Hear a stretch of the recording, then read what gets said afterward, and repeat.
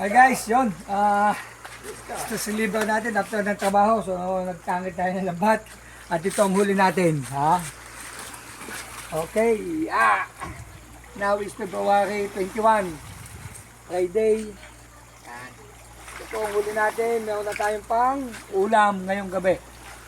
Pero siyempre, bago natin ito ulam, papainit tayo maya-maya. Ay, kumulutan na. Yan. So, meron po tayong ano ito? Batino. Batino. At saka may dalawa tayong kuyog. Yan. Ito. Sariwan, natakbo pa. Yan. Ganito lang kalaki yung kanupin natin. 1/4 yan, laki. Okay? Yan. Saka kamputol. Yung.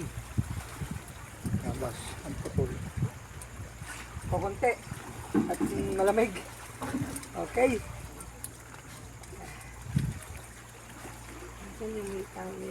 Ito pa. Tigo. Nasaan nilkata mo kayo dyan eh? Okay guys.